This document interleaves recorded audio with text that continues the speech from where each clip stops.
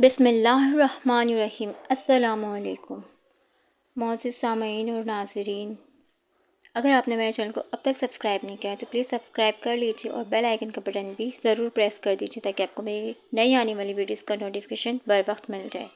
اپنی ویڈیو کو آگے بڑھاتے ہیں تو آج میں آپ سب کے ساتھ آپ صلی اللہ علیہ وسلم کے بچپن کا ایک بہت ہی زیادہ خوبصورت واقعہ سنا رہی ہوں۔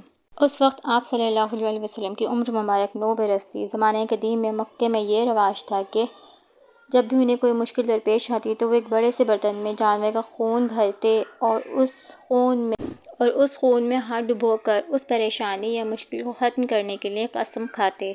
تو مکے کے تمام بڑے لوگوں نے مل کر اس خون کے برتن میں ہاتھ ڈبو کر قسم کھائی کہ ہم خانہ کعبہ جائیں گے اور وہاں کی خانہ کعبہ کی دیوار پکڑ کر ہم پانی مانگیں گے، اور جب تک ہمیں پانی نہیں ملے گا ہم دیوار کو پکڑ کے رکھیں گے، چاہے ہماری جان ہی کیوں نہ چلے جائے۔ تو سب لوگوں نے مل کر یہ طے کر لیا اور رات ہونے کا انتظار کرنے لگے۔ تو جیسے ہی رات ہوئی تو تمام لوگ جمع ہونا شروع ہوئے۔ ان بڑے لوگوں میں حضرت محمد صلی اللہ علیہ وسلم کے چچا ابو طالب بھی شامل تھے۔ تو حضرت محمد صلی اللہ علیہ وسلم کے چچا جب گھر سے تشریف لانے لگے تو آپ صلی اللہ علیہ وسلم نے بھی ان سے آنے کے لیے اصرار کیا کہ مجھے بھی ساتھ لے کے چلیں چچا۔ تو ان کے چچا آپ صلی اللہ علیہ وسلم سے بہت زیادہ محبت کرتے تھے تو وہ انہیں انکار نہیں کیا اور انہیں اپنے ساتھ لے کر مکے چلے گئے۔ تو جب مکے پہنچ گئے تو سب لوگ انہیں دیکھنے لگے کہ یہ چھوٹے بچے کو اپنے ساتھ کیوں لے کر آئے ہیں۔ تو آپ کے چچا نے انہیں دور کھڑے رہنے کا اشارہ کیا، انہیں حکم دیا کہ وہ دور ہی کھڑے رہیں گے، اپنی جگہ سے ہلیں گے نہیں۔ تو سب جتنے بھی بڑے لوگ تھے وہاں کے، وہ سب مکے کی دیوار کو پکڑ کر پانی مانگنا شروع کرتے ہیں اور بہت دیر تک اسی طرح پانی مانگتے رہتے ہیں۔ تو جب بہت زیادہ دیر ہو جاتی ہے تو آپ صلی اللہ علیہ وسلم ابو طالب کے قریب آتے ہیں اور کہتے ہیں کہ چچا جان میں کچھ ایسا کروں گا جس سے پانی مل جائے گا۔ تو اس پر ابو طالب ناراض ہوتے ہیں، انہیں پھر دور جا کے کھڑے ہونے کا اشارہ کرتے ہیں، مگر ان تمام افراد میں سے جو مکے کی دیوار پکڑ کے کھڑے ہوئے ہوتے ہیں ان میں سے ایک شخص حضرت محمد صلی اللہ علیہ وسلم کی یہ بات سن لیتا ہے اور وہ زور زور سے بولنے لگتا ہے کہ سنو لوگو سنو، اب ہمیں پانی ملنے والا ہے، اب محمد ہمیں پانی دلوائیں گے۔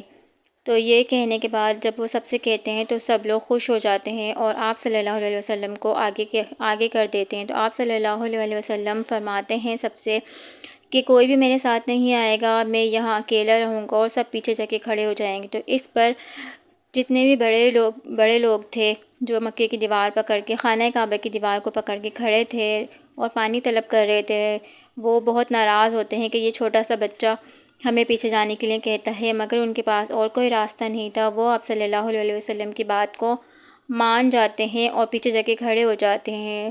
تو اس طرح اللہ تعالیٰ نے بچپن ہی میں آپ صلی اللہ علیہ وسلم کا تمام لوگوں کو سردار بنا دیا تھا اور اسی طرح سے ان کی برتری اور فضیلت کو ظاہر کیا تھا۔ تو آپ صلی اللہ علیہ وسلم خانہ کعبہ کے قریب جاتے ہیں اور اپنا چہرہ مبارک آسمان کی طرف اٹھاتے ہیں، تھوڑا سا اوپر کرتے ہیں اپنا چہرہ آسمان کی طرف تو بادل جمع ہونا شروع ہو جاتے ہیں۔ اسی طرح آپ صلی اللہ علیہ وسلم اپنا چہرہ مبارک دوبارہ آسمان کی طرف کرتے ہیں تو بہت گھٹا چھا جاتی ہے آسمان کے اوپر۔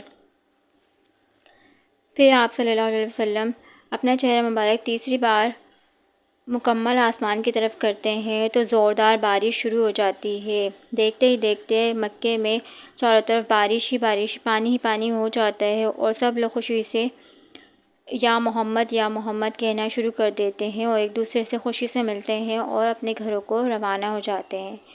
اس کے بعد ایک صدا آتی ہے، آپ صلی اللہ علیہ وسلم سے اللہ تعالیٰ فرماتے ہیں کہ اے میرے محبوب، آپ کو اپنا چہرہ مبارک آسمان کی طرف کرنے کی کیا ضرورت تھی؟ اگر آپ انگلی سے اشارہ کر دیتے تب بھی میں بارش برسا دیتا۔ ماشاء اللہ، سبحان اللہ۔